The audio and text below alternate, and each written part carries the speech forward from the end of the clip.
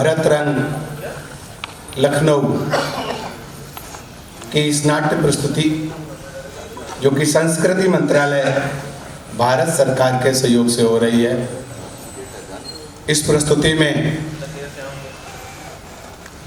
इस नाट्यशाला में अपने सभी सुधी दर्शकों का बहुत बहुत स्वागत है, वंदन है, अभिनंदन है।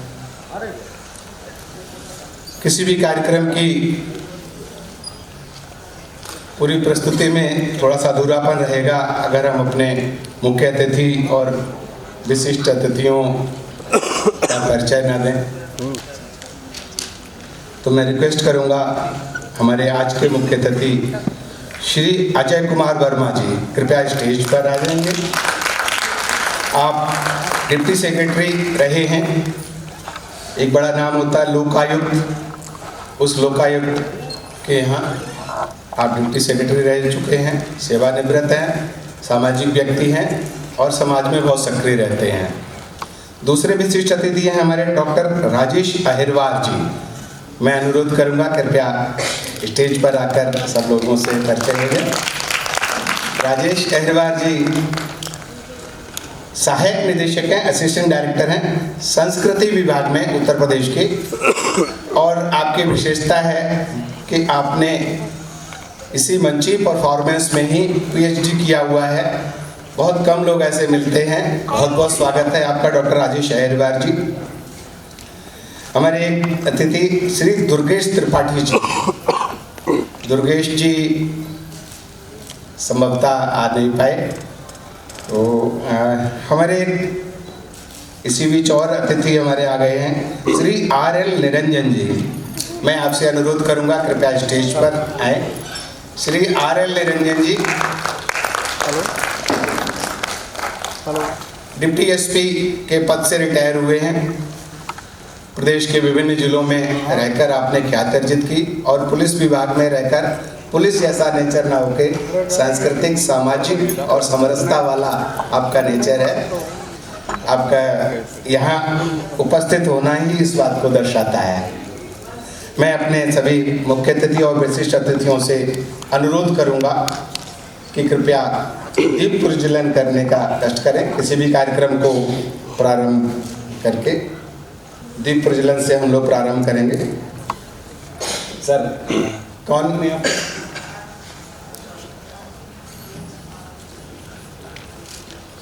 सर हमारे आदर्श गर्ग जी से अनुरोध है कि कृपया सहयोग करें दीप प्रज्वलन में।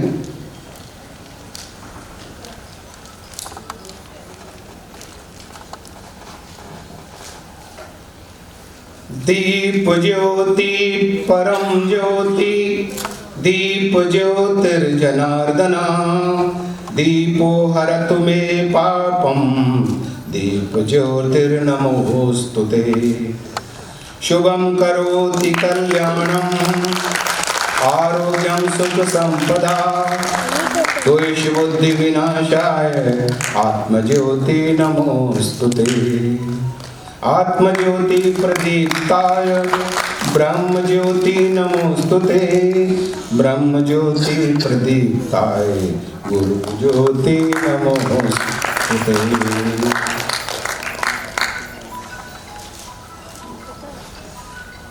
धन्यवाद हमारे अतिथिगण। 2 मिनट अतिथिगणों से अनुरोध है कि स्टेज पे रहेंगे। श्री आदर्श गर्ग जी से अनुरोध है कि कृपया मुख्य अतिथियों हमारे यहाँ आए, इनको एक सम्मान स्वरूप प्रतीक चिन्ह भेंट करेंगे, जिससे कि वापस जाएंगे तो अपने घर में रखेंगे और याद रहेगा कि हम इस नाटक में आए थे। हमारे कलाकारों को याद रखेंगे।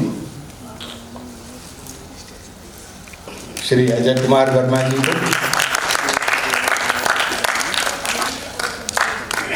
अंगवस्त्र पहनाते हुए हमारे श्री आदर्श गर्ग जी कार्यक्रम की तरफ से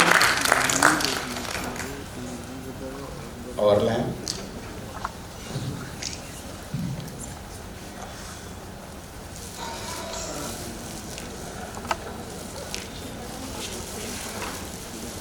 हमारे मुख्य अतिथि Shri Ajay Kumar, sorry sir, doctor Rajesh Shaharwar ji को,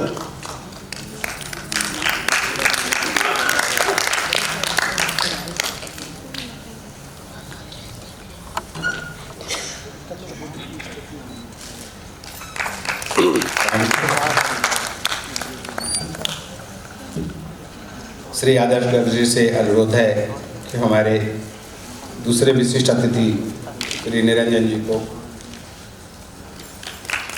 मोमेंटो भेंट देकर सम्मान देने का प्रश्न करें।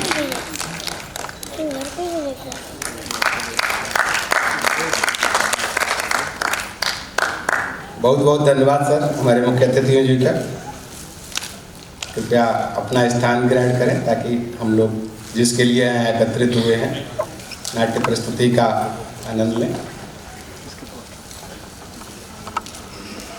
मित्रों, हम लोग की पीढ़ी में घाघ कवि पढ़े जाते थे। घाघ की एक कहावत थी, श्रावण शुक्ला सप्तमी जो गरजे आधी रात, मतलब सावन मास की शुक्ल पंचमी की सप्तमी को जो गरजे आधी रात, एक पत्नी अपने पति से कह रही है गांव में, तुम तो जाओ पिया मालवा हम जाएं गुजरात। अर्थात यहाँ अकाल पड़ जाएगा, हम लोग बिछड़ जाएंगे, एक व्यक्ति मालवा चला जाएगा, एक व्यक्ति गुजरात जाएगा। तो मालवा एक ऐसा प्रदेश है मध्य प्रदेश का जो हरे भरे धन धान्य से भरपूर।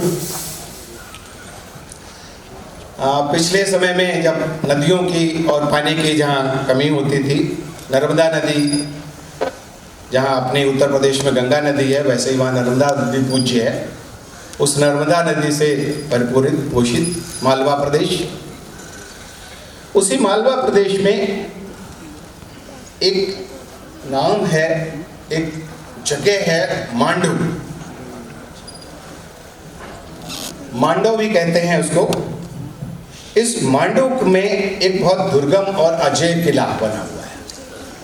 82 किलोमीटर की उसकी परिधि है, बाउंड्री वॉल, और 365 मीटर खड़ी चढ़ाई। बहुत दुर्गम और अजय किला माना जाता है। उस किले का जुड़ाव हमारे उत्तर प्रदेश के बुंदेलखंड से भी है। बुंदेलखंड के साथी जो भी जानकार होंगे, यहाँ आला उदल का बड़ा प्रसंग चलता है, जिसमें कहानी कुछ इस तरीके से है कि आला और उदल के पिताजी दक्ष राज हुआ करते थे। मांडव का राजा कड़िया हुआ करता था।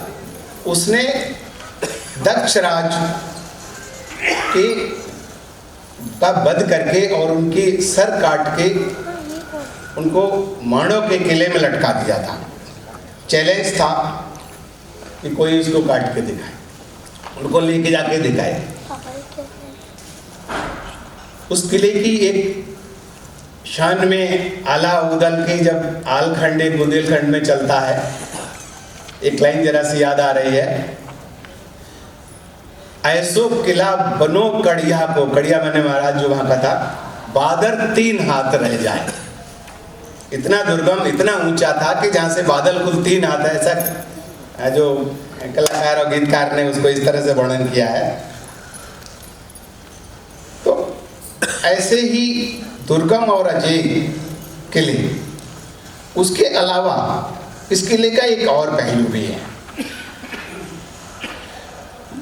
मालवा प्रदेश बहुत स्नेह में प्रेम प्यार वाला शांत प्रदेश था। उसी माणव के किले से संबंधित वहाँ की रानी रूपमती और बाज बहादुर के प्रेम प्रसंग के लिए भी मालवा और मांडव साक्षी हैं। दोनों संगीत के क्षेत्र के महारथी थे। उसी रानी रूपमती को हमारे चंद्रवास जी जो नए हमारे निर्देशक हैं, इन्होंने एक नया नाम दिया है, मालवा की मीरा। बिल्कुल एक यूनिक नाम है, मुझे बड़ा अपील किया कि रानी रूपमती को, ऐसा नामकरण मैंने पहले इतिहास में कहीं नहीं पढ़ा था। मालवा की मीरा के नाम से उनको एक नया नाम दिया गया है। तो ऐसी मालवा की मीरा, रानी रूपमती और बाज बहादुर माणव और इनके प्रेम प्रसंग के रूप में इस नाट्य प्रस्तुति को हमारे निर्देशक श्री चंद्रभाष जी ने, देखते हैं आज उन्होंने अपना कितनी योग्यता के साथ कितना उसमें अपनी हुनर भी घेरा है। तो हम सब लोग देखते हैं मालवा की मीरा रानी रूपमती, रानी रूपमती।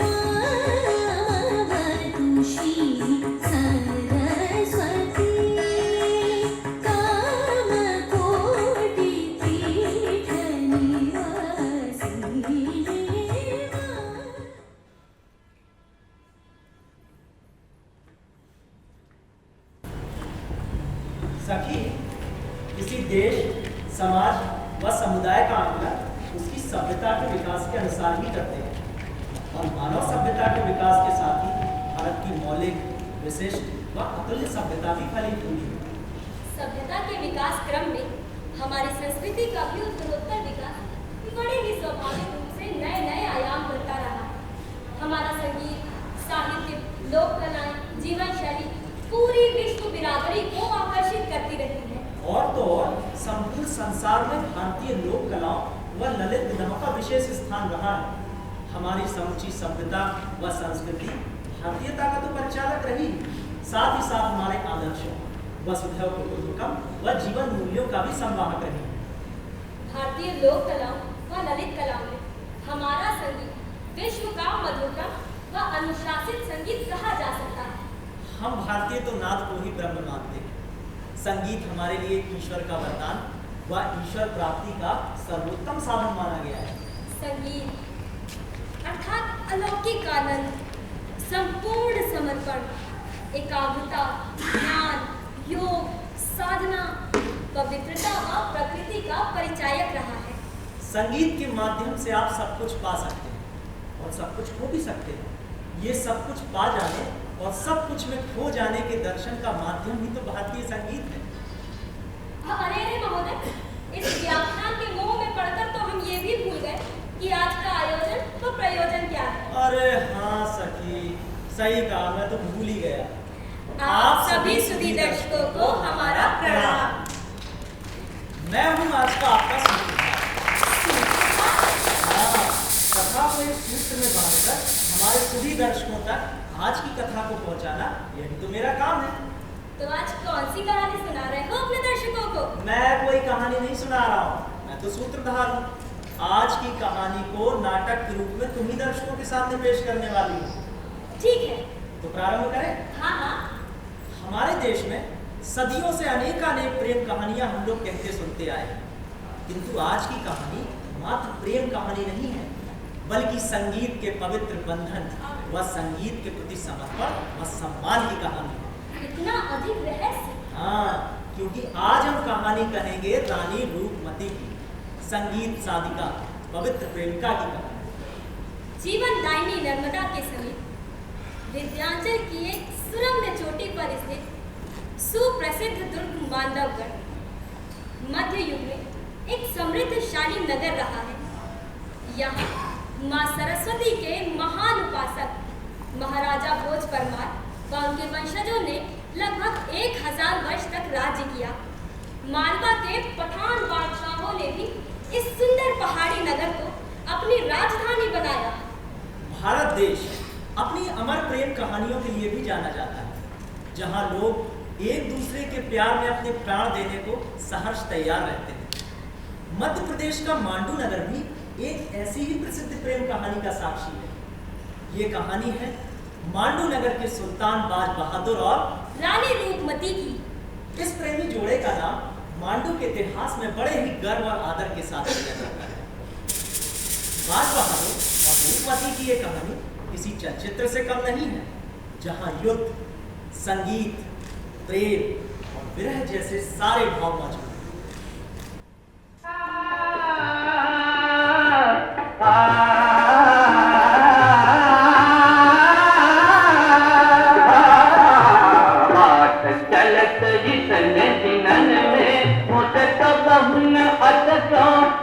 प्रतिजात गलन में सुबह शाम आवत फागुन इतरात जात दे देतारी हे मोरे राम हे मोरे राम हे मोरे राम बाट चलत नहीं चुनरी रंगदारी बाट चलत नहीं चुनरी रंगदारी बाट चलत नहीं चुनरी रंगदारी रे चुनरी रंगदारी रे चुनरी रंगदारी रे चुनरी रंगदारी बाट चलत नहीं चुनरी रंगदारी बाट चलत नहीं चुनरी रंगदारी धप मगर निगम पदप धप मगर सा मगर मगर माथान सा बाट चलत नहीं चुनरी रंगदारी बाट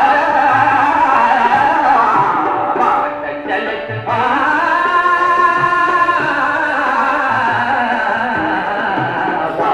चलत नहीं चुनरी रंगदारी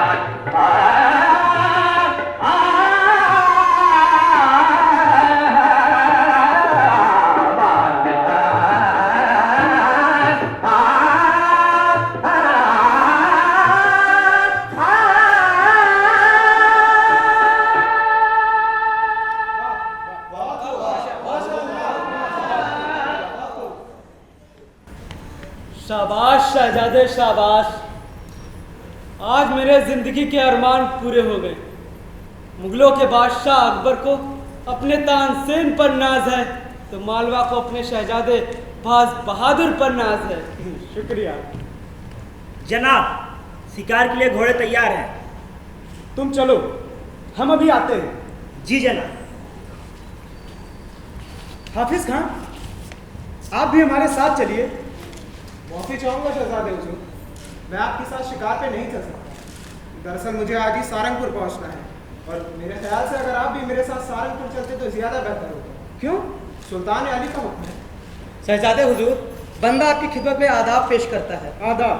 शहजादे, सुल्तान अली आपके खत भेजा है। अब्बा जान कहाँ है वो? सुजावलपुर में। ओह, क्या बात है हुजूर? अब्बा जान का हुक्म है कि अभी और इसी वक्त हम सारंगपुर में जाकर अपनी फौज की निगरानी अपने हाथ में लें। मैंने तो आपसे पहले ही कहा था। खैर, आपको परेशान होने की कोई जरूरत नहीं, अब आप खुशी शिकार पे जाइए। लेकिन अब्बा जान का हुक्म, आखिर फिर मैं किस लिए हूँ? सारंगपुर के किले का सूबेदार मैं हूँ और ये जिम्मेदारी मेरी बनी। शुक्रिया, मुझे आप पर पूरा भरोसा है।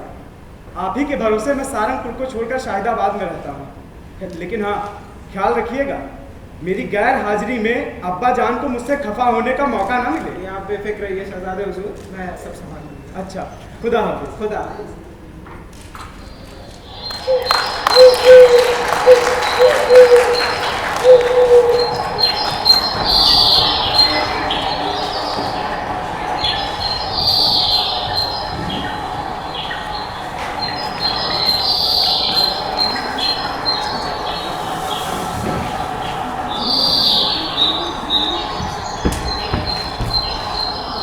जनाब, वो देखिए हिरन।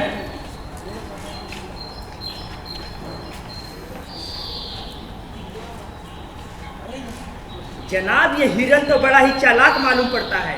थोड़ी सी सावधानी दिखाइए जनाब। तुम ठीक कहते हो, ये हिरन तो सचमुच में बड़ा चालाक है। कितनी जल्दी आंखों से ओझल हो गया।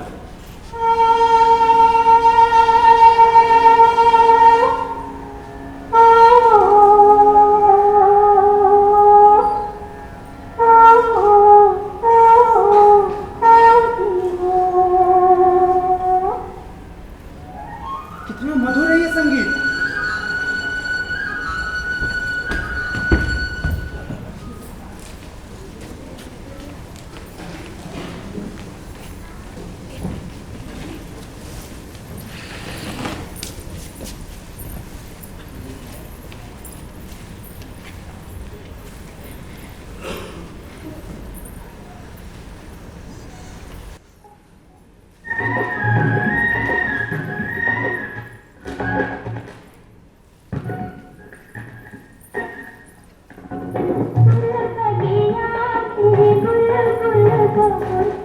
डाल पे भूले खाए प्यार करो रुख प्यार किया रे फूलों से कहती है कलियां तुझी हो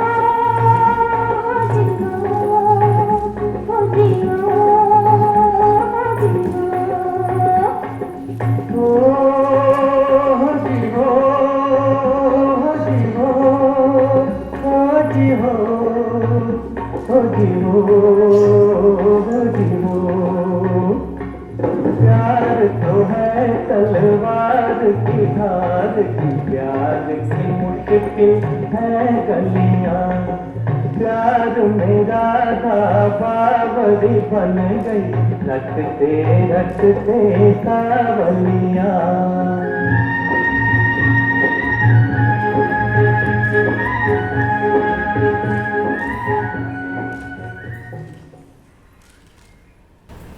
सुनिए जी आप?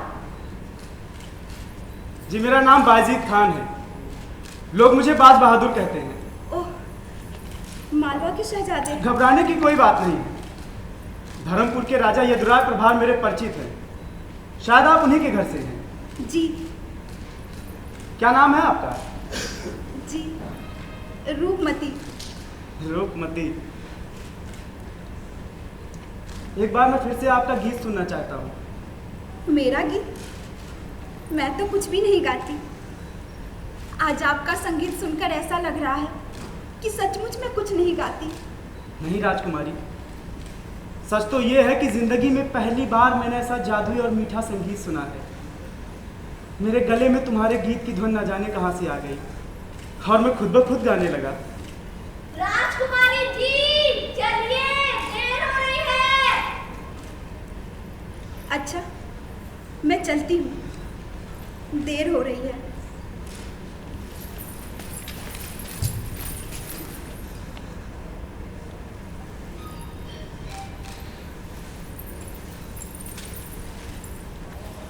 सुनिए जी। मैं यहाँ रोज नर्मदा मैया की पूजा करने के लिए आती हूँ।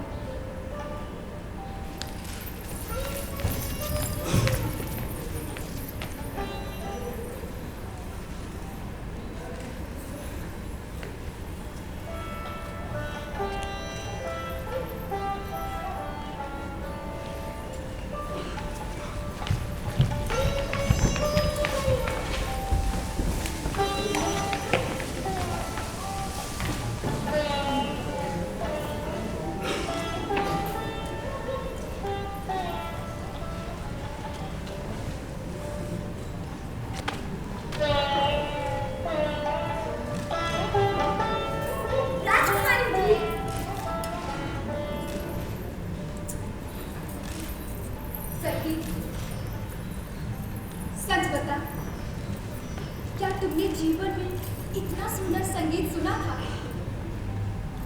सच बताओ राजकुमारी जी, इन कानों को तो आपका संगीत सुनने की आदत है, तो भला दूसरे का संगीत कैसे गा सकता है? चापलूस कहेगी। तारीफ करना तो कोई तुमसे सीखे। कहाँ मेरा संगीत और कहाँ उनका अद्भुत अलौकिक संगीत? आत्मा से निकले हुए शब्द आत्मा में हलचल मचा देते हैं। राजकुमारी जी, आत्मा में हलचल मचा रहे हैं या कहीं और? क्या मतलब? कुछ नहीं राजकुमारी जी, कुछ नहीं। आप उनके अलौकिक अद्भुत संगीत में खोए रहिए, मैं तो चली। रुक जा तो, बहुत नफरत हो गई है।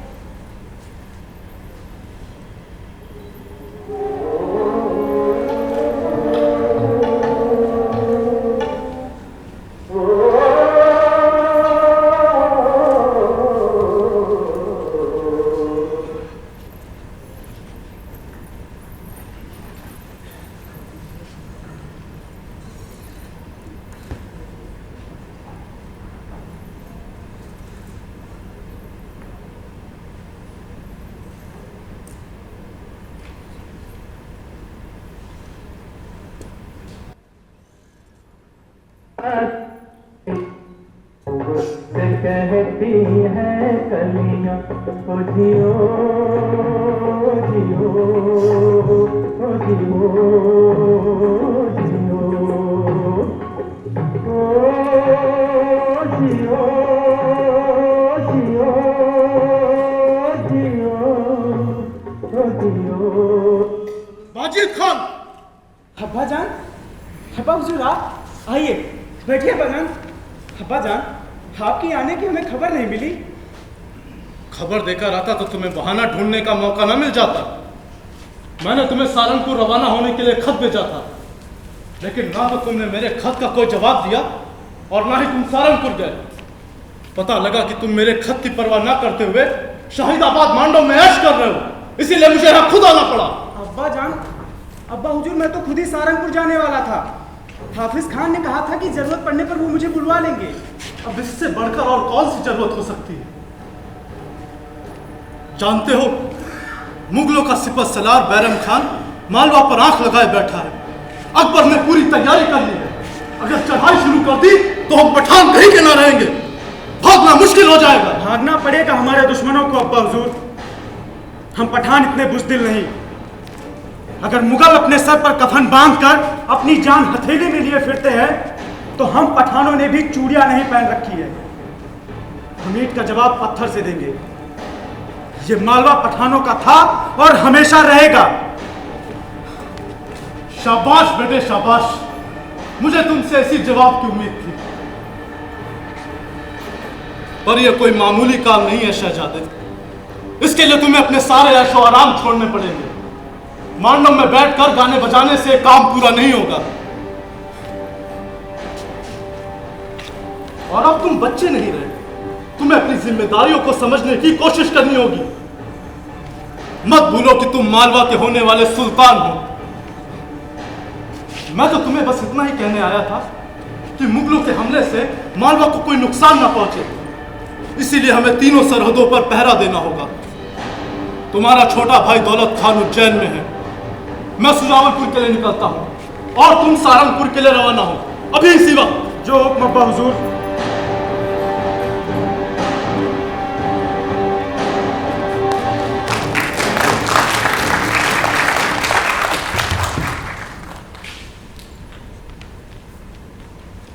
बाज बहादुर अपने वालिद के हुक्म की तामील करते हुए सहारनपुर के लिए निकल गए और वहां मुगलों के आक्रमण से निपटने के लिए सबसे पहले सुरक्षा व्यवस्था की निगरानी को अपने हाथों में लिया। उसके पश्चात सारी व्यवस्थाओं का निरीक्षण करके उसे सुदृढ़ किया। बाज बहादुर ने जब से रूपमती का गीत सुना था तब से उनके अंदर रूपमती का संगीत सुनने की प्यास बढ़ती जा रही थी। और ये प्यास एक तरफा नहीं थी, एक दूसरे का संगीत सुनने की प्यास दोनों तरफ थी।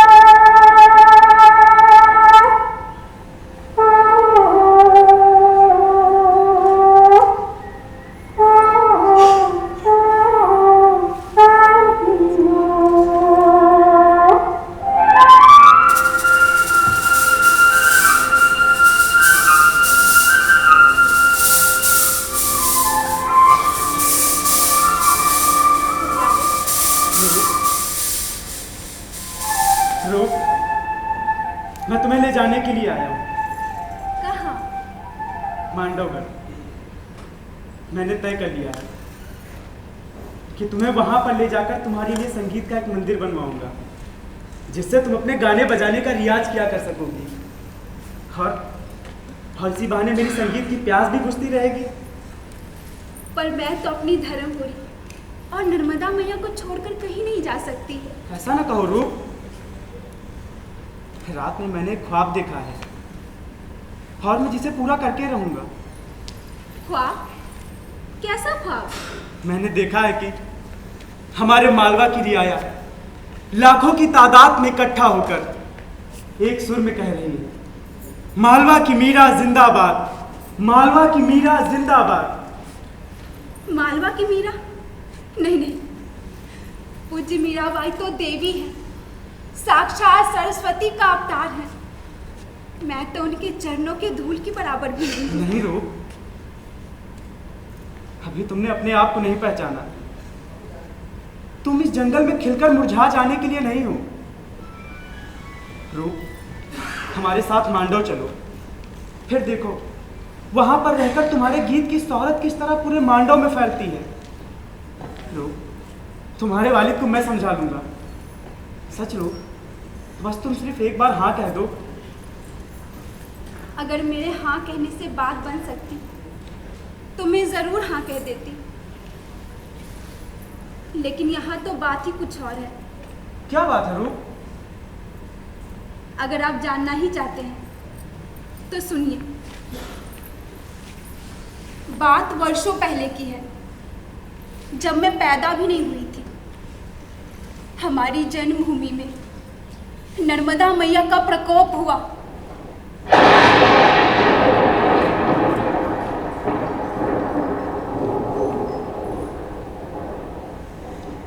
महल, मकान, खेत, खलिहान सब कुछ डूबने लगे। प्रजा में हाहाकार मच गया।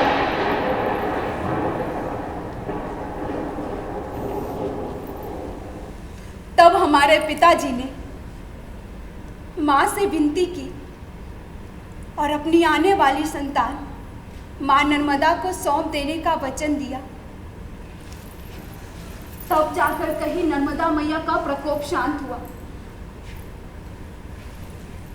और कुछ दिनों बाद जब मैं पैदा हुई तो पिताजी ने धर्मपुर की रक्षा के लिए माँ को दिए गए वचन को पूरा करने के लिए मुझे नर्मदा मैया की गोद में अर्पित कर दिया।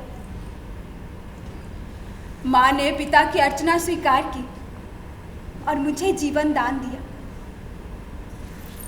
और मैं पिताजी को नर्मदा मैया के प्रसाद के रूप में प्राप्त हुई।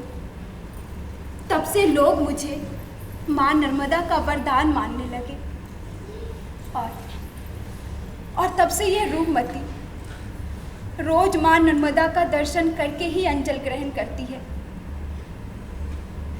ताकि धर्मपुर में फिर कभी माँ का प्रकोप ना पड़े। धर्मपुर की प्रजा का दुख दूर करने के लिए ही मेरा जन्म हुआ है। मेरा धर्म और कर्म यही है कि मैं यही नर्मदा के किनारे रहकर अपना पूरा जीवन उनके दर्शन व पूजा करने में बिता दूं। तो फिर मेरा ख्वाब कैसे पूरा होगा रूप? मैं तुम्हारा संगीत कैसे सुन सकूंगा? मुझे भी आपकी सुरीली आवाज सुनने की उतनी ही इच्छा है जितनी आपको। अच्छा, आप क्या यहाँ रोज नहीं आ सकते? हम अपनी संगीत की साधना यहाँ नर्मदा मैया के किनारे नहीं कर सकते? क्यों नहीं कर सकते हैं रूप? जरूर कर सकते हैं। अगर तुम कहोगी तो मैं रोज आऊंगा। तुम नहीं जानती रूप कि मैं संगीत का कितना भूखा हूँ। इसके लिए मैं सल्तनत, हुकूमत, दुनिया के सारे ऐशो आराम हंसते हंसते छोड़ सकता हूँ। काश आपका संगीत सुनने के लिए मैं भी सारे बंधन तोड़ सकती। राजकुमारी जी, चलिए, देर हो रही है। अच्छा, मैं चलती हूँ, फिर मिलेंगे। ठीक है।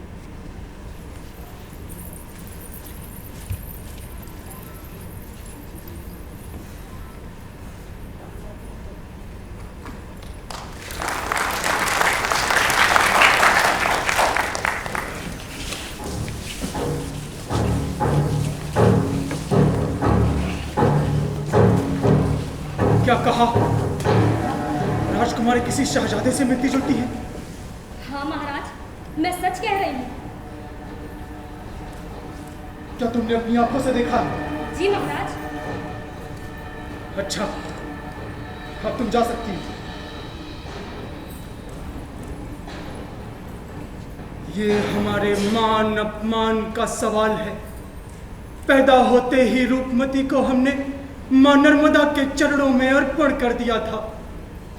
रूपमती का जन्म मालवा की प्रजा के सुख और शांति की रक्षा के लिए हुआ है। अगर उसने गलत कदम रखा तो हमारा सारा का सारा निवाड़ प्रांत ऊसर बंजर हो जाएगा। अन्न का एक दाना भी नहीं उगेगा। हमें अपनी जन्मभूमि छोड़नी पड़ेगी। नहीं नहीं, हम ऐसा नहीं होने देंगे। हम ऐसा नहीं होने देंगे। हम ऐसा नहीं होने देंगे।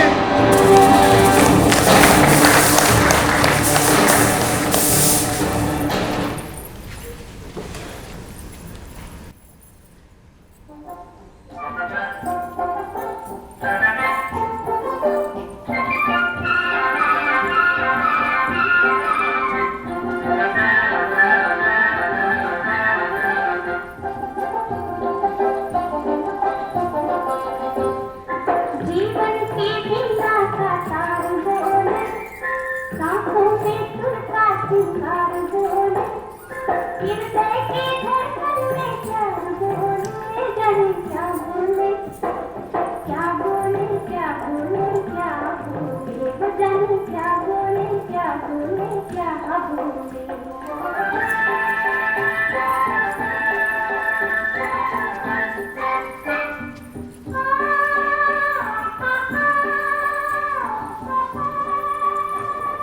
किसने सुना के सुरीली सी तान मेरे कानों में दिया बोले।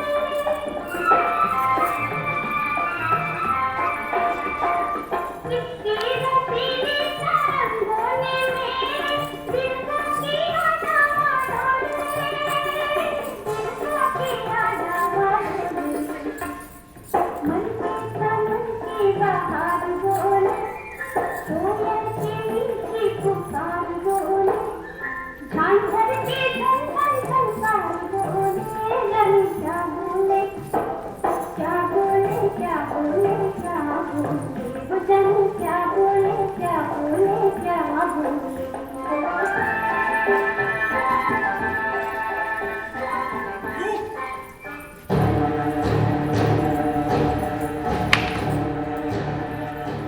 पिताजी आप रूप, ये मैं क्या सुन रहा हूँ?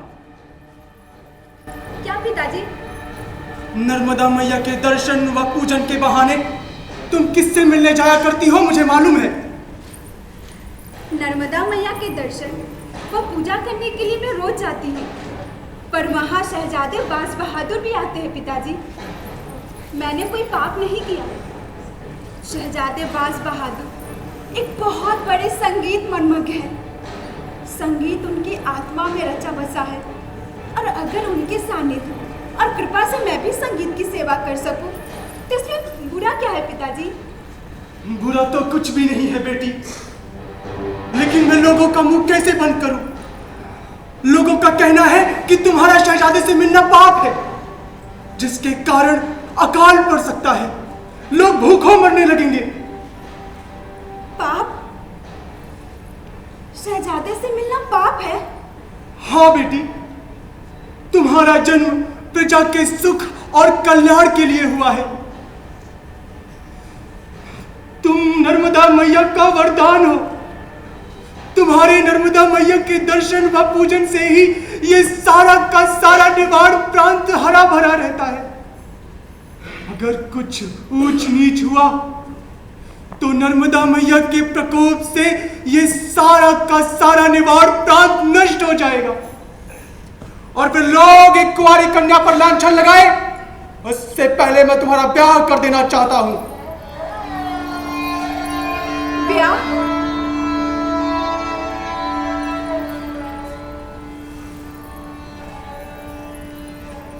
हाँ पिताजी, मैं ब्याह करूंगी, आपके सम्मान और प्रजा के सुख और शांति के लिए मैं ब्याह करूंगी।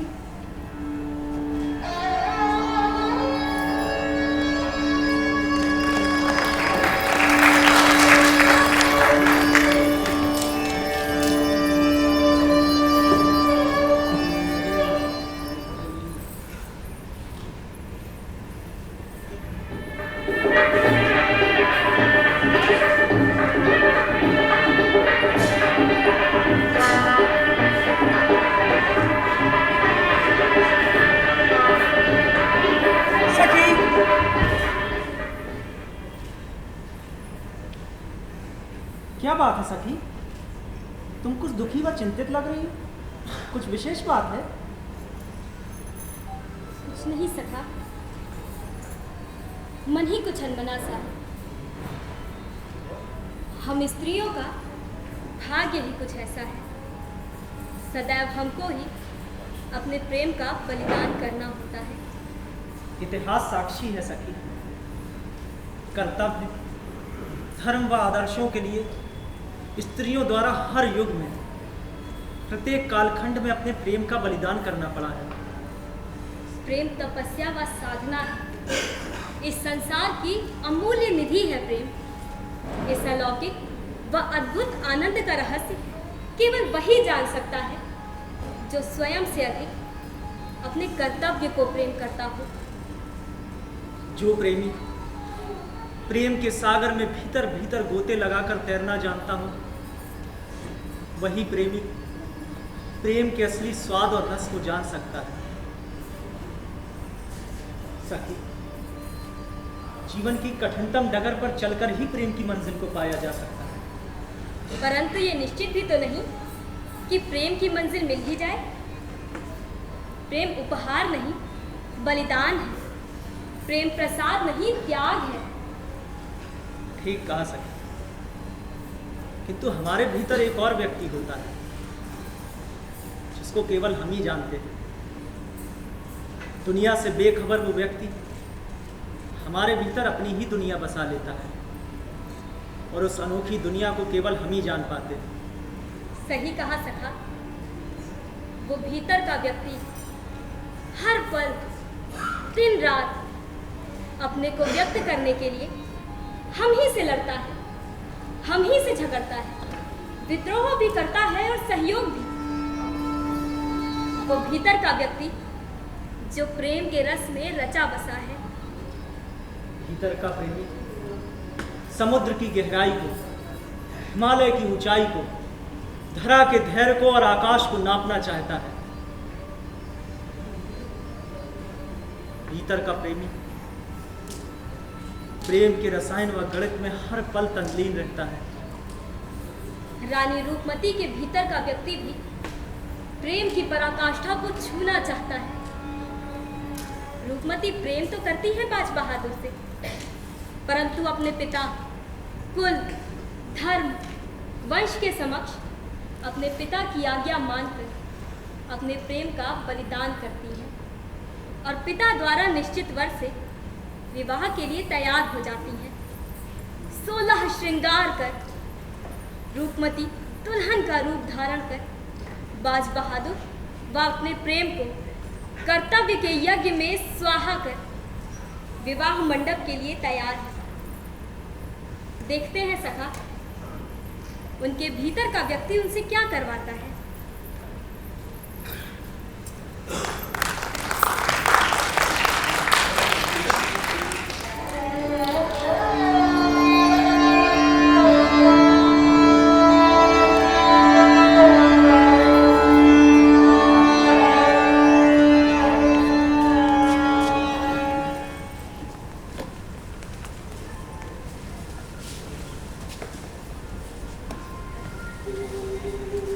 ओ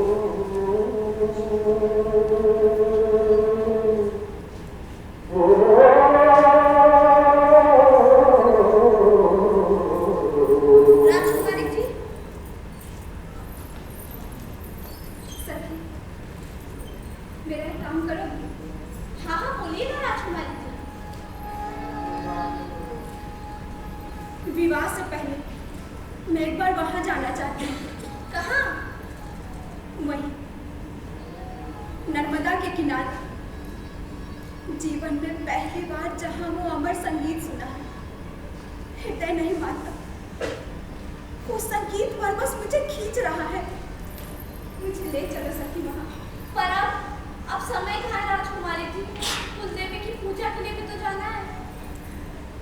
कुलदेवी की पूजा से पहले मैं संगीत की पूजा करना चाहती हूँ।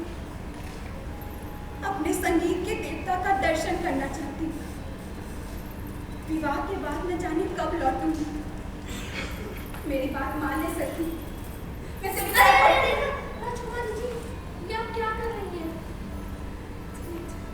ठहरिए, मैं पहले देख लूं।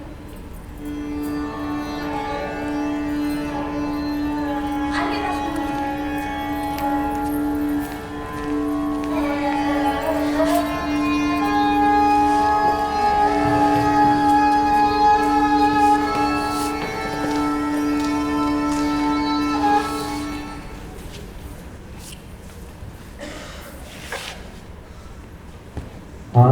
लौट के आजा मेरे मीत, लौट के आजा मेरे मीत, तुझे मेरे गीत बुलाते हैं। लौट के आजा मेरे मीत, तुझे मेरे गीत बुलाते हैं। मेरा सुना पड़ा रे संगीत, मेरा सुना पड़ा रे संगीत, तुझे मेरे गीत बुलाते हैं। लौट के आजा मेरे मीत।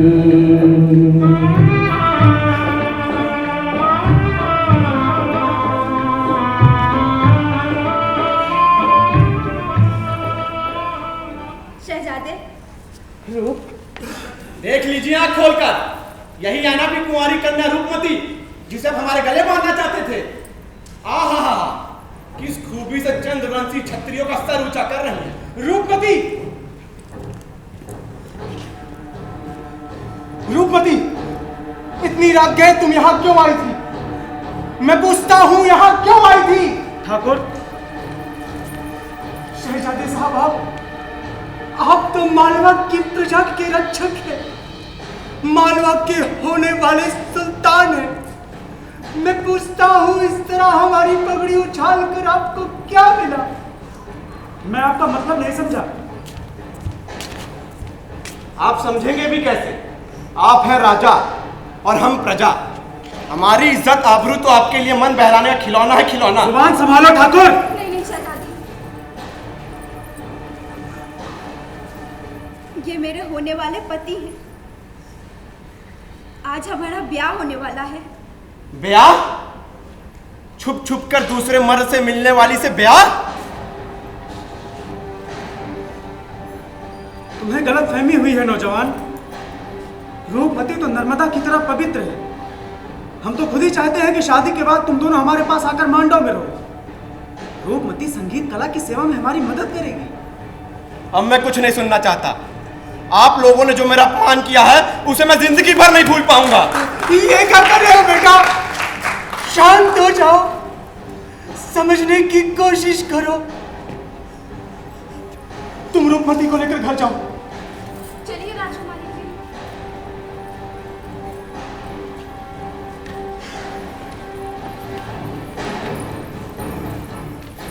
आप मांडो जाइए हुजूर, बरदेव सिंह को मैं संभाल लूंगा। गलती हमारी है ठाकुर, हमें ना मालूम था कि छोटी सी बात पहाड़ बन जाएगी। खैर, अगर जरूरत पड़े तो खबर दीजिएगा, मैं हमेशा आपकी मदद के लिए तैयार हूं।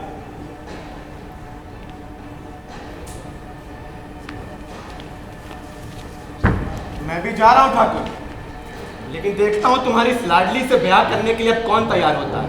नहीं नहीं बेटा, ऐसे ना जाओ, मेरी इज्जत का सवाल है।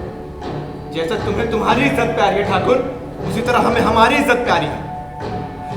तुम बेटी के बाप होते तो तुम्हें मालूम होता कि आज मुझ पर क्या बीत रही है।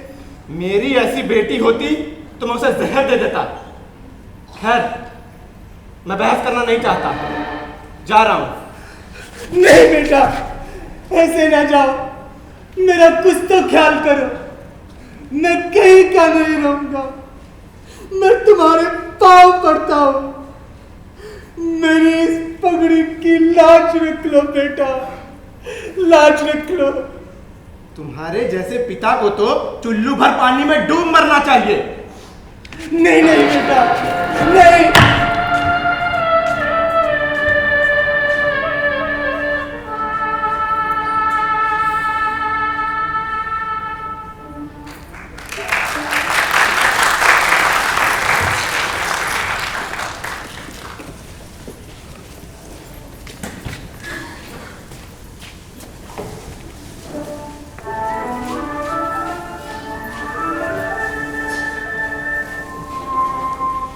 जिन हाथों से मैंने तुम्हें पाल पोष कर बड़ा किया था, आज उन्हीं हाथों से मैं तुम्हें विष दे रहा हूं। मैं चाहता हूं कि हमारे कुल का कलंक इस विष में समा जाए।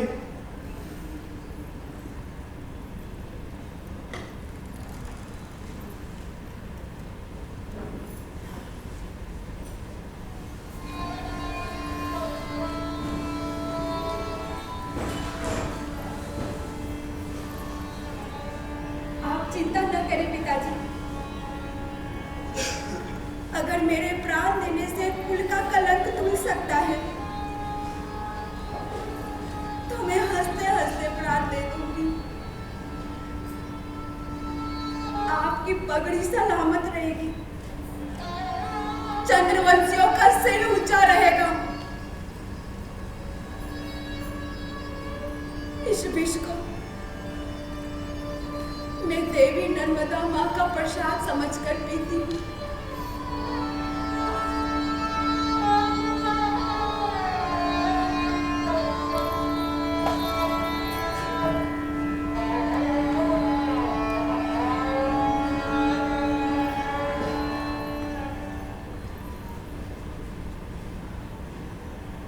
माँ नर्मदे, इस जीवन में मेरा संगीत अधूरा रह गया।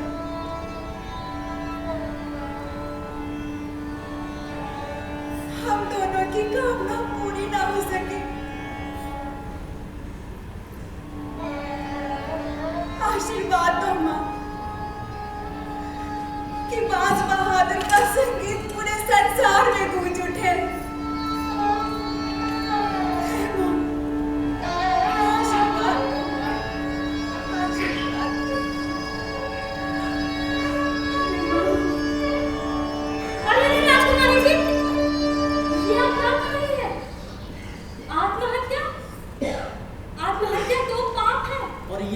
राजकुमारी जी कि आपका जन्म तो मालवा की प्रजा के सुख और कल्याण के लिए हुआ है, और आपने तो अपने संगीत से मालवा के सुल्तान बाज बहादुर को अपने वश में कर लिया।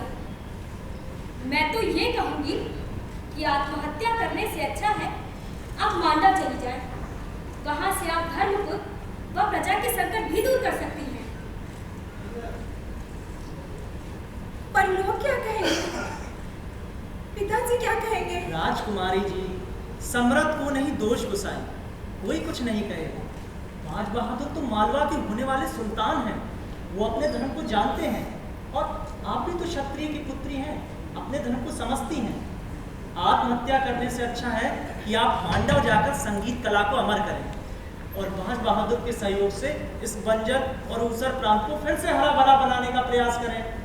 बाकी आपकी इच्छा राजकुमारी जी, हमें जो कहना था हमने कह दिया। अच्छा, तो अब हम चलते हैं, हमें आपकी कथा को आगे भी तो बढ़ाना है।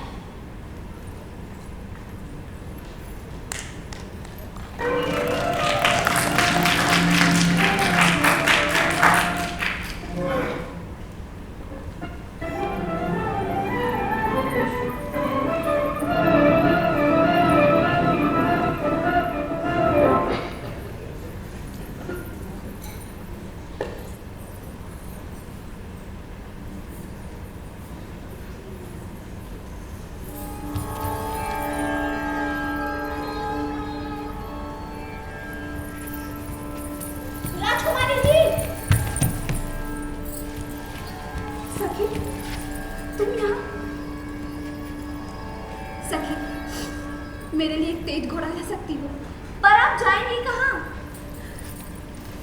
माँ नर्मदा की आज्ञा से मैं मांडवगढ़ जा रही हूँ। जल्दी करो सखी। लेकिन मैं भी आपके साथ चलूंगी, मैं आपको अकेले नहीं जाने दूंगी। नहीं सखी, अगर किसी ने देख लिया तो हम दोनों ही मारे जाएंगे। मेरे लिए तुम अपनी जान खतरे में क्यों डाल रही हो? राजकुमारी जी, आपके लिए मैं अपनी जान दे सकूं, इससे बढ़कर और मुझे क्या चाहिए? सखी,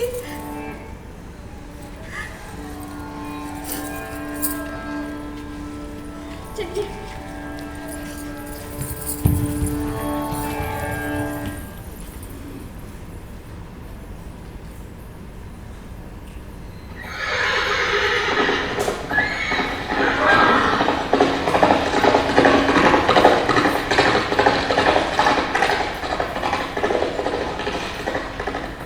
इस तरह से रूपमती मां नर्मदा के आशीर्वाद से अपने पिता के घर से मांडव के लिए निकल पड़ी। उधर बाज बहादुर को यह सूचना मिली कि उनके वालिद सुजात खान की हालत नाजुक है।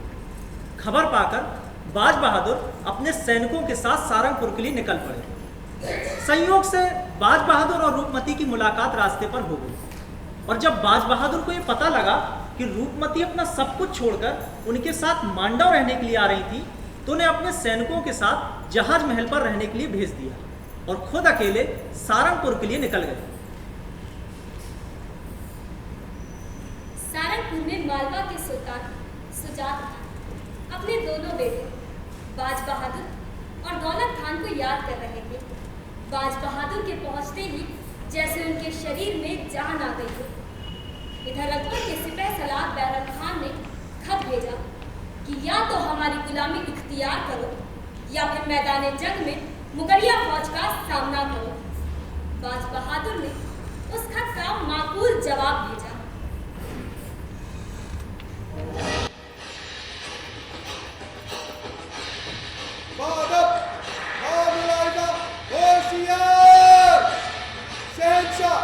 मोहम्मद जलालुद्दीन अकबर तशरीफ ला रहे हैं। बाबुलाइदा होशियार।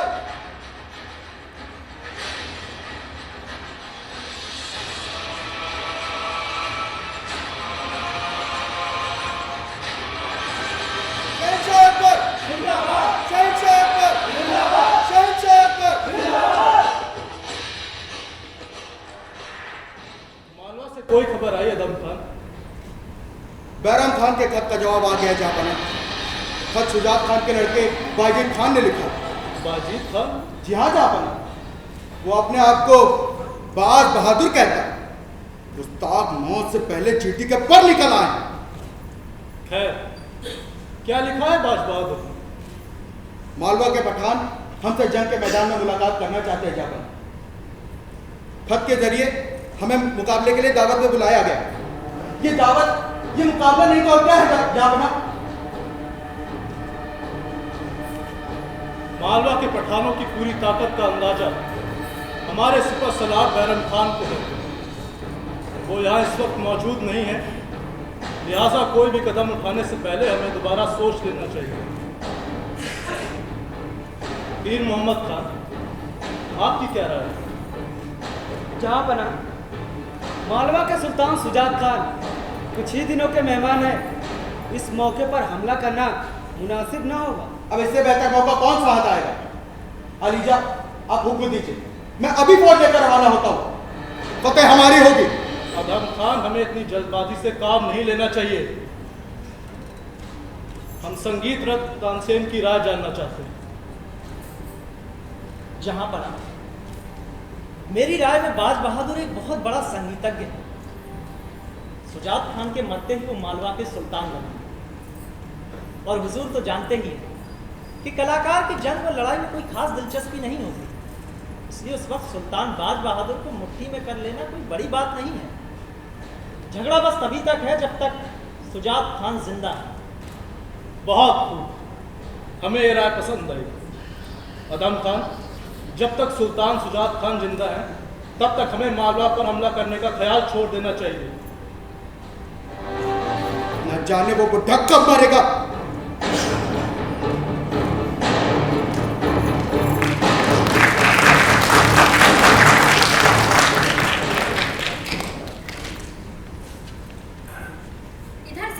सुल्तान की तबीयत बिगड़ती चली गई।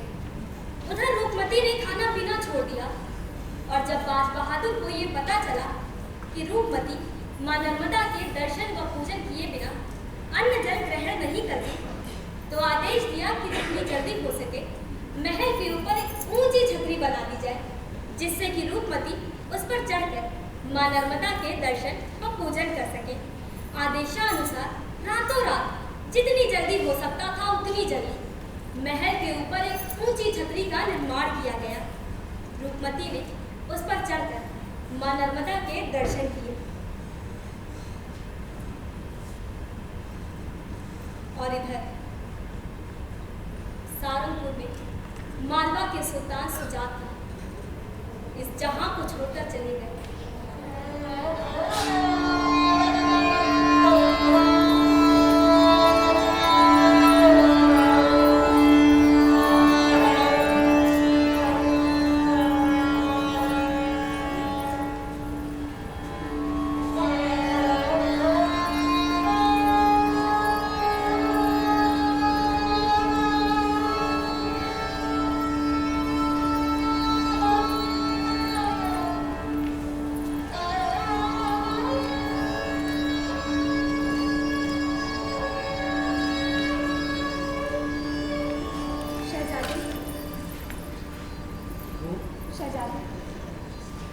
मैं सुन चुकी हूँ, मालवा के सुल्तान नहीं रहे। जो होना था हो गया रूप, मगर मुझे इस बात का अफसोस हमेशा रहेगा कि उनके जीते जी मैं उन्हें खुश न रख सका। तो अब उनकी आत्मा को खुश कीजिए। अब आप मालवा के सुल्तान हैं। मालवा की प्रजा की रक्षा का भार आपके ऊपर है। चलिए, मैं आपके साथ हूँ। तुम मुझसे क्या करने को कह रही हो रूप? सारा निवार प्रांत सूख सूख के ऊसर बंजर होता जा रहा है, और अगर यही हाल रहा तो हमारा निवार एक दिन रेगिस्तान बन जाएगा। नहीं नहीं रूप, हम ऐसा कभी नहीं होने देंगे। तो फिर चलिए, माँ नर्मदा का आशीर्वाद हमारे साथ है। हम नर्मदा से नहर खोदकर मांडव तक लाएंगे और पूरे निवार प्रांत को हरा भरा बनाएंगे।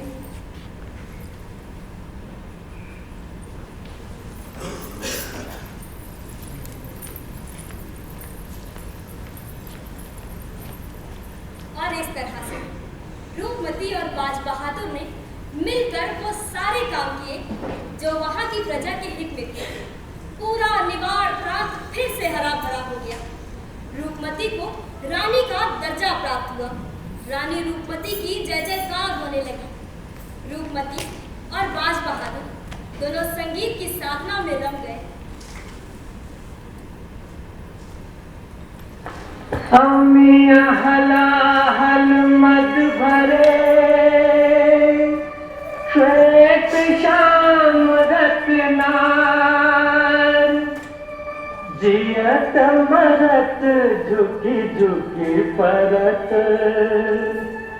जय चितवत एक बार बाजे पायलिया बाजे पायलिया सुया से मिलन चली आज कमैया बाजे पायलिया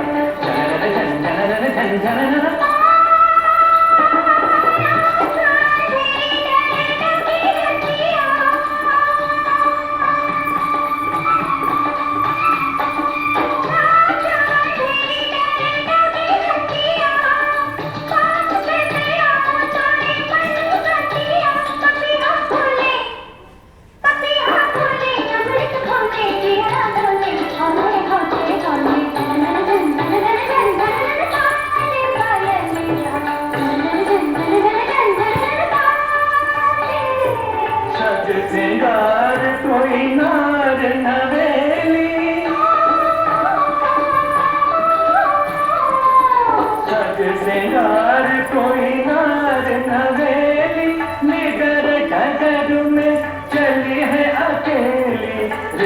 बसंत आई अलवेली डार डार बोली कारी कोयलिया जनन जनन जनन बाजे पायलिया जनन जनन जनन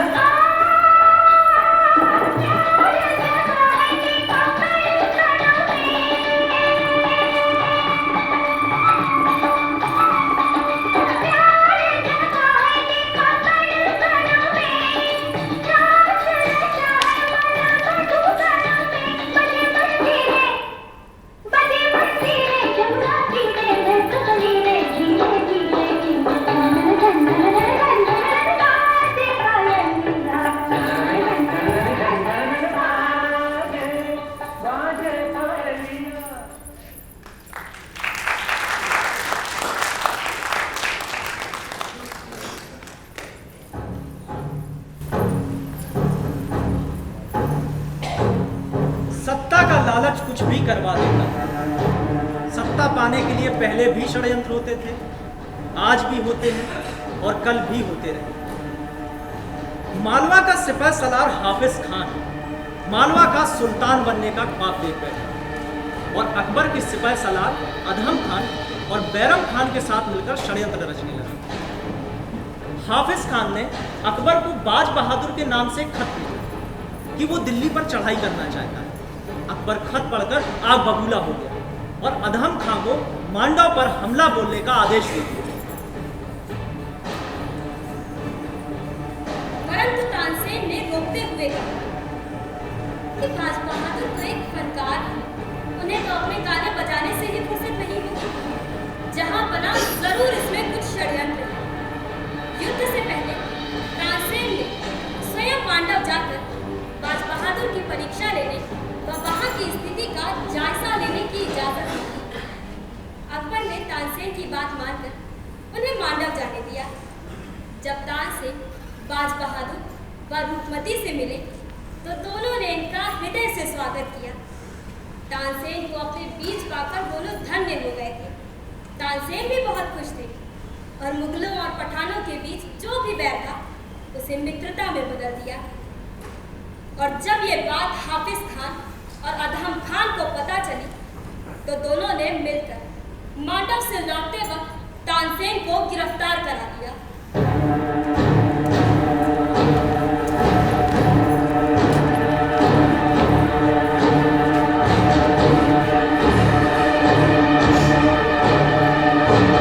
क्या कहा? संगीत सम्राट गिरफ्तार कर लिए गए? जी जहां पना सिपह सलार हाफिज खान ने तो बहुत समझाया बुझाया, मगर सुल्तान ने उनकी एक न सुनी। आखिर वही हुआ जिसका हमें खौफ था। खैर, जहां पना को ये तो बताओ कि तानसेन को किस जुर्म में गिरफ्तार किया गया? जहां पना उन्होंने सुल्तान बाज बहादुर और रानी रूपमती से इल्तिजा की थी कि एक बार आलम पना के दरबार में हाजिर होकर अपने संगीत का जौहर दिखाएं। बस इसी बात पर सुल्तान आग बबूला हो गए। तानसेन ने तो कोई बुरी बात नहीं की। दिल्ली दरबार में अपनी कला को दिखाना एक कलाकार के लिए बड़े सम्मान की बात है। जहां पना रूपमती ने तो यहाँ तक कहा कि अगर तुम्हारे शहंशाह को गाना सुनने का इतना ही शौक है तो मैं युद्ध गीत भी बहुत अच्छी तरह गाती हूँ। युद्ध के मैदान में मिलने पर वहीं अच्छी तरह सुनाऊंगी। कल की छोकरी की यह मजाल कि हमें जंग के लिए ललकारे। अधम खान। जी हुजूर। इसी वक्त मालवा पर हमला कर दो और मांडवगढ़ की ईंट से ईंट बचा दो। जी हुजूर। और सुनो। जी हुजूर। रूपमती को कुछ नहीं होना चाहिए। मांडव फतेह के पश्चात तुम रूपमती को सही सलामत दिल्ली लेकर आना। हम उसे अपने दरबार के नवरत्नों में शामिल करेंगे। आप बेफिक्र रहें, मैं बाज बहादुर और रूपमती को गिरफ्तार करके आपकी खिदमत में पेश करूंगा। ये मेरा फर्ज है। तुम जा सकते हो। क्या करें?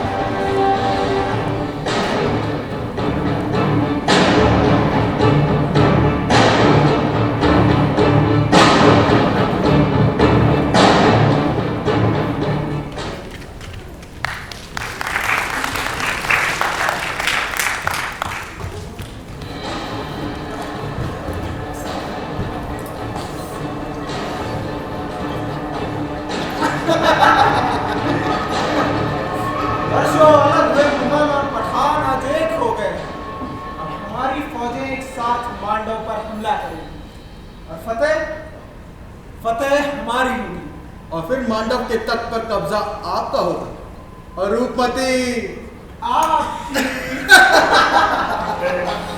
अच्छा तो फिर फौज को आगे बढ़ने का हुक्म दीजिए। सूरज डूबने से पहले हमें मांडव पर घेरा डाल देना चाहिए। आप बेफिक्र रहिए दम खां साहब, हमले की सारी तैयारी हो चुकी है। हाँ, एक बात तो मैं आपको कहना ही भूल गया, आपके मियां तानसेन यही किले में कैद है। एक बार चल के उनके दीदार तो कर लीजिए। मैं उस मनहूस का नाम भी नहीं सुनना चाहता। तानसेन, संगीत सम्राट।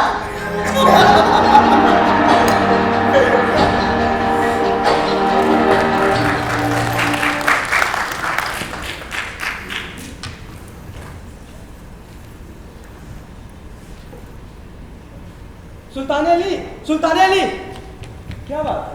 मुगलों के सिपह सलार अदहम खान ने मालवा पर हमला कर दिया है। हमला कर दिया? हाँ सुल्तान अली, और खबर है कि फौज जल्द ही मांडव के जल तक पहुंच जाएगी। धोखा। तो तानसेन का यहाँ आना भी एक चाल थी। मुगलों ने हमें तैयारी का मौका न देकर हम पर हमला कर दिया। लेकिन हाफिज खान ने तो मुकाबला किया होगा। हाफिज खान ने हमें दगा दिया है हुजूर। हमारे सहारनपुर की फौजें मुगलों के साथ मिल गई हैं और वो जल्द ही मांडव की तरफ कूच करने की तैयारी कर रही है। गद्दार,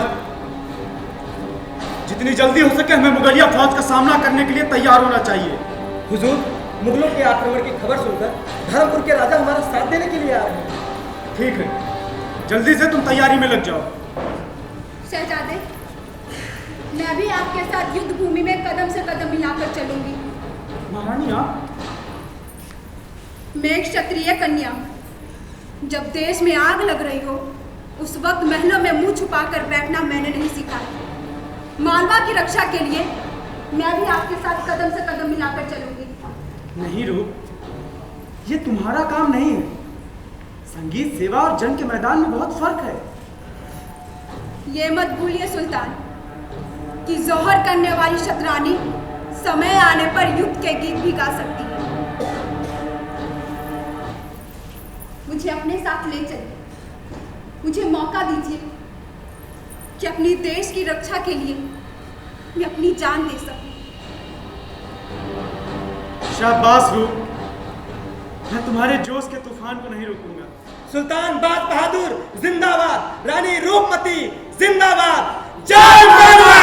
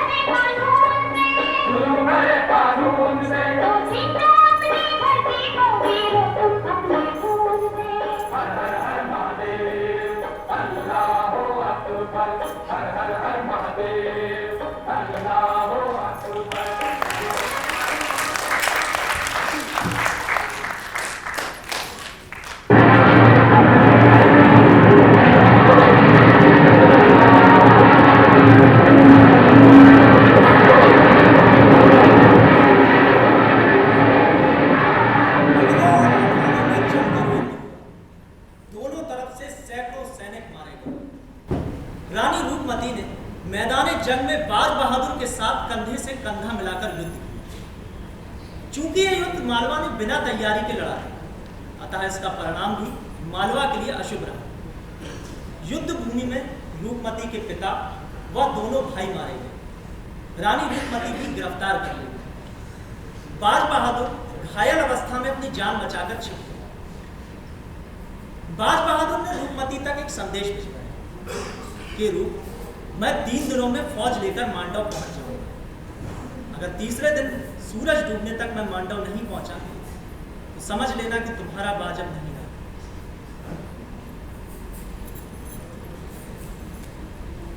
अदहम खान, जो रूपमती के रूप का दीवाना था, उसने रूपमती से कहा, या तो हमारे साथ ब्याह करो या फिर मौत के लिए तैयार हो जाओ। रूपमती ने अदहम खान से अपने पिता व भाइयों की मौत का गम भुलाने के बहाने 3 दिन का वक्त मांगा। अदहम खान तैयार हो गया और इधर बाज बहादुर को ये उम्मीद थी कि मालवा की आज़ादी के लिए बुरहानपुर, खानदेश व असीरगढ़ की फौजें उनका साथ देंगी, पर मुगलों के खिलाफ युद्ध के लिए कोई तैयार ना हुआ। 3 दिन बीतने को थे और अंत में बाज बहादुर अकेले ही, जो ठीक से खड़े भी नहीं हो पा रहे थे, रूपमती के लिए निकल पड़े।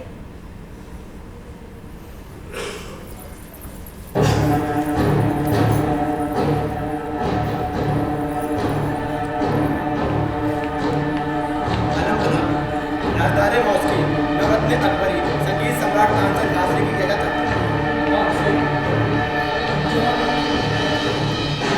संगीत सम्राट, क्या बात? आप तो बाज बहादुर की विरासत में थे, यहाँ कैसे? क्या अदहम खान ने मांडव फतेह कर लिया? गजब हो गया जहांपना, हाफिज खान की चालबाजी कामयाब हो गई। चालबाजी? जी हाँ जहांपना, मैं बाज बहादुर की कैद में नहीं, हाफिज खान की कैद में था। जल्दी कीजिए जहांपना, अदहम खान ने पूरे मांडव में औरतों, बच्चों और बूढ़ों के खून से नदियां बहा दी हैं और वो रूपमती से निकाह करने जा रहा है हुजूर। नहीं नहीं तानसेन, अदहम खान हमारा दूध भाई है, वो हमारे हुक्म की तौहीन नहीं कर सकता। जहांपना, आप खुद मांडव चलकर अपनी आंखों से देख लीजिए। अगर सच में उसने हमारे हुक्म की तौहीन की है तो हम उसे सजा जरूर देंगे। जहांपना, जल्दी चलिए।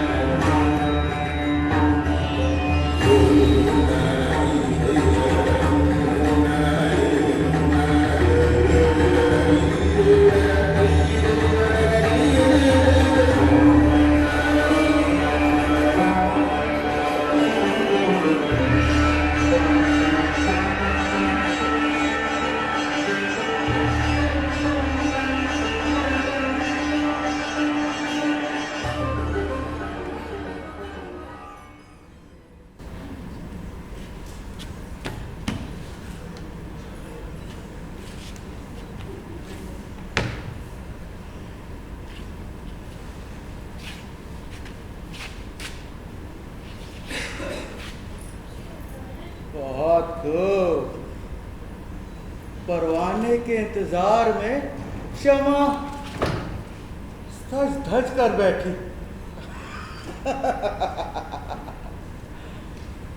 चांद सा चेहरा, शर्म से झुकी हुई पलकें, मुस्कुराते हुए होंठ, हाय कत्ल करने के सारे सामान मौजूद हैं। रूप, नजरें उठाओ, रूप देखो तो सही। तुम्हारा परवाना तुम्हारे सामने मर मिटने के लिए तैयार बैठा है।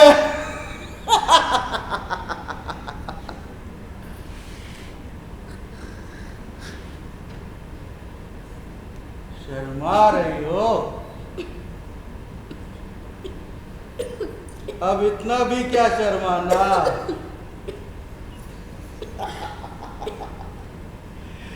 जरा एक बार नजरें उठाकर देखो तो सही। रूप,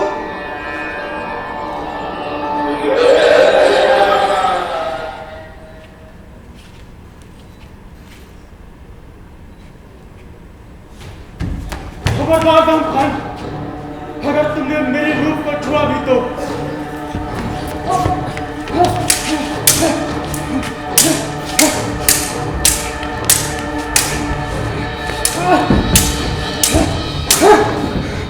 दाऊद खान, मेरे जिंदा रहते हुए रूप को कोई छू भी नहीं सकता।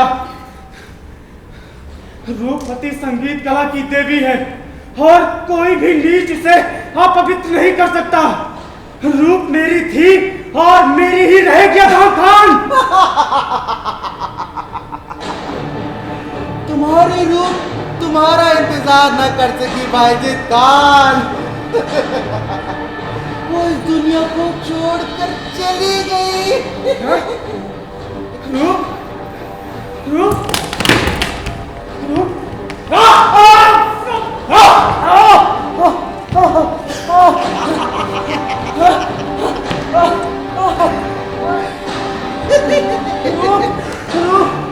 अब तू भी जा अपने रूप के पास।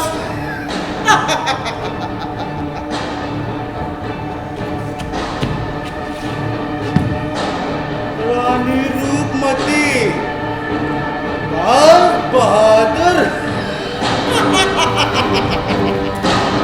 अधम था। क्या इसीलिए हमने तुम्हें मालवा भेजा था? हमारा हुक्म था कि बाज बहादुर और रूपमती को सही सलामत दिल्ली लेकर आना है, और तुमने अपने नापाक हाथों से इन दो कलाकारों का खून कर दिया। नहीं जापना, रूपमती ने तो खुद जहर खाकर अपनी जान दी है। चुप रहो गुस्ताख। हमें मालूम है कि क्यों रूपमती ने जहर खाकर अपनी जान दी। सिपाहियों, गिरफ्तार कर लो इसे।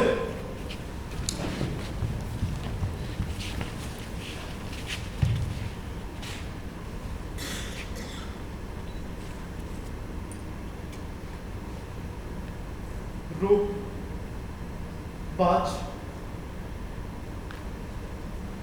अफसोस, हमारी गलती से हिंदुस्तान के दो बेजोड़ कलाकार इस दुनिया से कूच कर गए।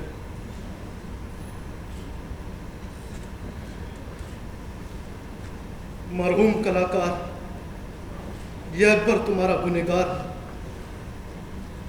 हो सके तो इसे माफ कर देना। या अल्लाह, एक पल है मिलना, एक पल बिछड़ना, दुनिया है दो दिन का मेला।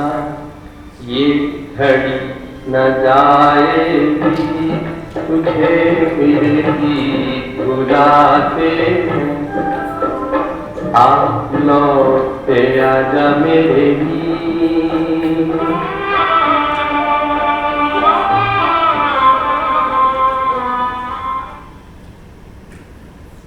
रूपमती और बाज बहादुर का शरीर तो इस दुनिया से चला गया, पर उनका संगीत आज भी जिंदा है। आज की ये हमारी कथा यहीं पर समाप्त होती है। हम फिर मिलेंगे किसी नई कथा के साथ।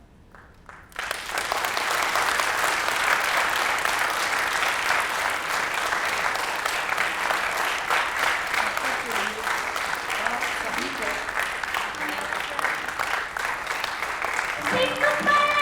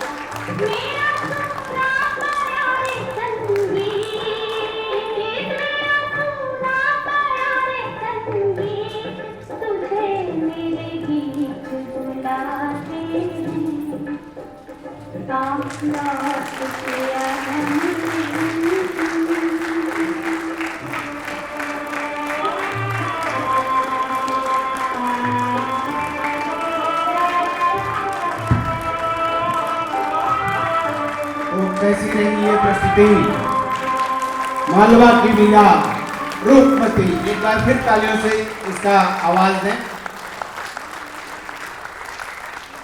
बहुत बहुत धन्यवाद। आभारी हैं भरत रंग की इस प्रस्तुति के। और हमारे चंद्रवास जी हैं ही ऐसे कलाकार, ऐसे निर्देशक कि कथानक से एक पल को भी हमारा ध्यान नहीं भटकता है। मैं समझता हूँ मेरी भावनाओं से आप सब लोग सहमत होंगे। कलाकारों के परिचय के लिए चंद्रवास स्वयं आएंगे या मैं करा दूं? रानी रूपमती आगे आए। जूही कुमारी, बाज बहादुर जी, ब्रजेश कुमार चौबे, नटी और दासी के रूप में निहारिका कश्यप, हमारे एक नट और तानसेन जी, सुंदरम मिश्रा,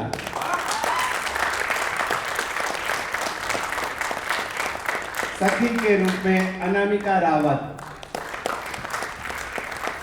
उस्ताद पीर मोहम्मद कोमल प्रजापति जी, हाफिज खान, अभय प्रताप सिंह, रूपमती के पिताजी शशांक तिवारी जी, ठाकुर बलदेव सिंह, पीयूष राय और अकबर सम्राट का रोल किया था श्री करण दीक्षित जी ने। अहमद खान के रूप में थे हमारे प्रणव श्रीवास्तव, इजाज खान, करण दीक्षित जी। सैनिकों के रूप में एक सैनिक श्रेयांश यादव जी, दूसरे सैनिक अभिषेक पाल जी, तीसरे सैनिक जॉरेंस कलीम जी। और दासी का रूप निभाया था रोल कंचन शर्मा जी ने। कंचन जी ओके। अन्य रूप में हमारे साथ थे शुभम कुमार जी और प्रदीप मिश्रा जी। मित्रों, ये तो मंच के ऊपर कलाकार थे, परंतु इनको सहयोग के लिए, इस प्रस्तुति के लिए जो हमारे भी बधाई के पात्र हैं, उनका भी नाम लेना मैं अपना कर्तव्य समझता हूँ। इस मंच को निर्माण किया था जामिया शकील शिवरतन जी ने। और ये प्रकाश जो लाइटिंग थी, ये मोहम्मद हाफिज की थी। इनके असिस्टेंट थे सचिन मिश्रा जी।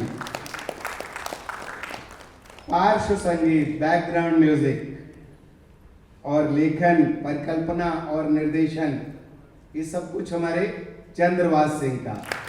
हमारा भाई चंद्रवास सिंह जी।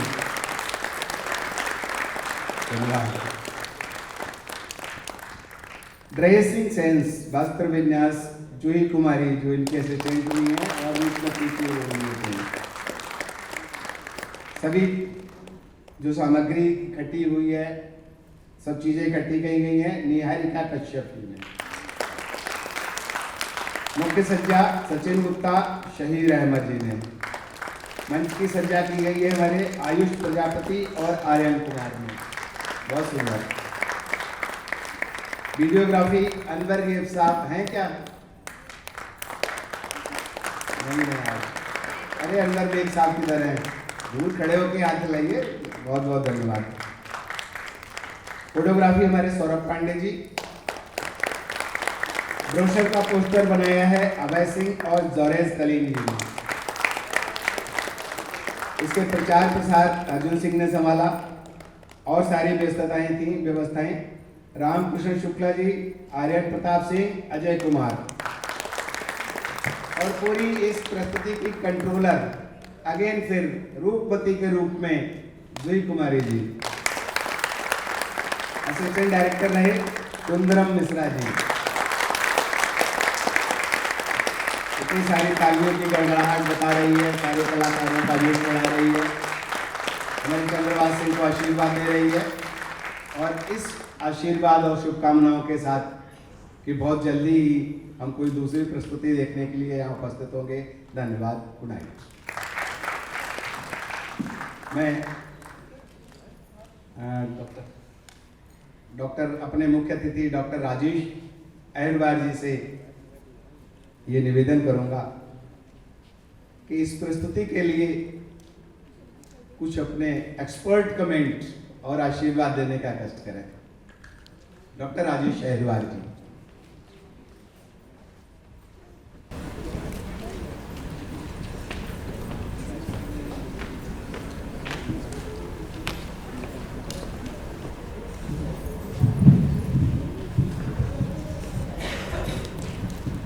बहुत बहुत धन्यवाद संचालक महोदय और हमारे विशेष अतिथि आदरणीय वर्मा जी।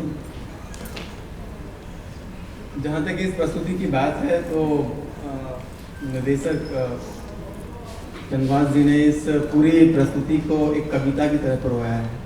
हम जब देख रहे थे तो हमको कहीं से भी ऐसा नहीं लगा कि हम उस दौर को जी नहीं रहे हैं। जितने भी कलाकार हैं इस प्रस्तुति के सभी ने अपनी अपनी भूमिका के साथ न्याय किया है, पर कुछ भूमिकाएं ऐसी थीं जो लग रही थी कि इन्होंने उनको एकदम जी लिया है। इसमें से जूही जी, तिवारी जी, उनके पिताजी का रोल जो एक्टर कर रहे थे बखूबी निभाए, और तानसेन जी का भी रोल जो हमारे एक्टर निभा रहे थे वो अपने दोनों ही भूमिकाओं के साथ बड़ी खूबसूरती से उन्होंने न्याय किया है। मित्रों, ये जो कहानी हम देख रहे थे, मध्य प्रदेश में एक जिला है धार, वहाँ पर एक मांडवगढ़ या जिसको मांडू कहते हैं, वहाँ से ये कथा ताल्लुक़ रखती है। और वहाँ पर ऐसी और भी बहुत सारी कथा हैं। कमलेश्वर जी की एक नीली झील, अगर आपने किसी ने पढ़ी हो सुनी हो, वो भी एक ऐसी बहुत खूबसूरत कहानी है। वृंदावन वर्मा जी की एक कहानी है मृगनयनी, वो भी बहुत खूबसूरत सी कहानी है। तो क्षेत्र में ऐसी कहानियाँ आप कहें कि हमारे भारत की अमर प्रेम कहानियाँ हैं, लेकिन प्रेम कहानियों में केवल प्रेम नहीं होता, उन प्रेम कहानियों में उस दौर की सामाजिक राजनीतिक परिस्थिति भी हम बखूबी देख सकते हैं, जैसे कि अभी हम इसमें देख रहे थे, और बाकी कहानियों भी हम देखी जा सकती है। एक राइटर वही लिखता है जो उसके परिवेश के आसपास घटित होता है, और उसी का रिक्रिएशन ऑफ हम स्टेज पर देखते हैं, कभी स्क्रीन पर देखते हैं। कहानियाँ, उनका परिवेश बदलता रहता है, पर उनका जो सब टेक्स्ट है, जो मैसेज है, वो अपनी बात कहने में हमेशा समर्थ रहा है। और आज जो माध्यम था वो थिएटर का था, कभी सिनेमा का होता है, कभी वेब का होता है, कभी बड़े पर्दे का होता है, लेकिन मंच पर या पर्दे पर हम वही देखते हैं जो हमारे आसपास उस परिवेश में, उस दौर में, उस कालखंड में घटित होता है, चल रहा हो, उसी का ये एक प्रकार से रूपांतरण है जिसको हर राइटर अपने अपने नज़रिए से प्रस्तुत करता है। हमारे देश में या कहें भारतीय परंपरा में राधा का भी प्रेम है, सीता का भी प्रेम है, और मीरा का भी प्रेम है। हर प्रेम की अपनी एक प्रासंगिकता है, उसका महत्व है। तो प्रेम को किसी दायरे में नहीं बांधा जा सकता, बस वो हर रूप में परिपूर्ण है और वो हर स्वरूप में अमूल्य है। और आज की प्रस्तुति भी अपनी बात कहने में समर्थ है, और इसके लिए मैं सभी कलाकारों को और इस प्रस्तुति को एक सूत्र में पिरोने के लिए चंद्रभास जी को बहुत बहुत बधाई देता हूँ, बहुत बहुत शुभकामनाएं देता हूँ। मैं कोशिश करूँगा कि मांडू फेस्टिवल एक होता है, वहाँ मैं आपका अगर ये शो करवा पाऊँ, इसके लिए मैं और किसी भी नाटक को सफल बनाने में उसके सुधी दर्शकों का, समीक्षकों का बड़ा महत्वपूर्ण योगदान होता है। और तो आप सबका भी बहुत बहुत बहुत शुक्रिया, और आपने इसको इतना प्यार बख्शा, अपनापन दिया, और इतने धैर्य के साथ आपने उस दौर को जिया इन 1.5 घंटों में, ये बहुत महत्वपूर्ण है। तो इनके साथ आप भी उतने ही अभिनंदन के आभारी हैं। आपको बहुत बहुत बहुत बधाई, शुभकामनाएं। Thank you so much.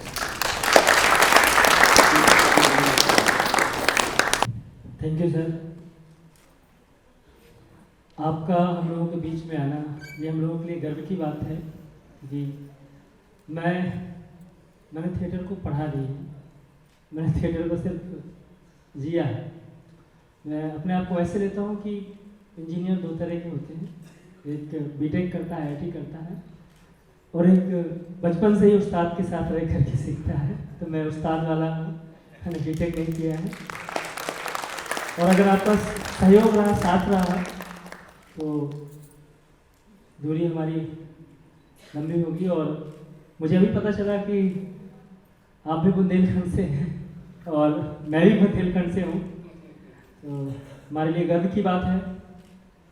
और सबसे बड़े गर्व की बात है हम रंगकर्मियों के लिए कि काफ़ी दिनों बाद संस्कृति विभाग में कोई थिएटर का व्यक्ति बैठा है, और ये हम सब रंगकर्मियों के लिए गर्व की बात है। और उम्मीद करते हैं कि ये गर्व हम लोगों का हमेशा बना रहे। आप सभी दर्शक मेरे लिए हमेशा माई बाप रहे हैं। आप लोगों ने इतना प्यार दिया है मेरी पूरी टीम को। ये मैंने टिकट शो लगाया हुआ था, आप लोग आए इतनी संख्या में, आप सभी का बहुत बहुत आभार।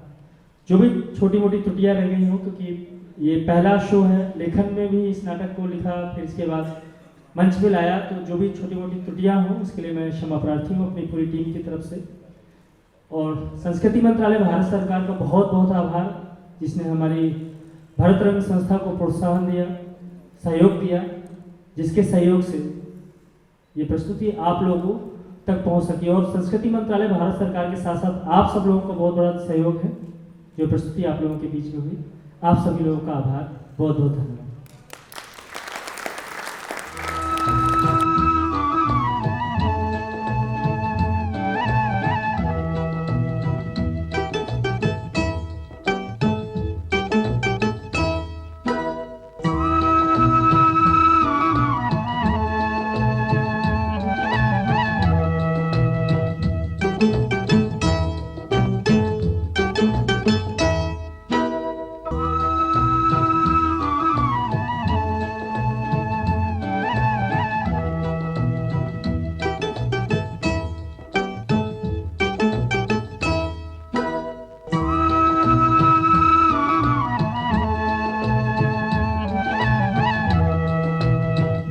Thank you.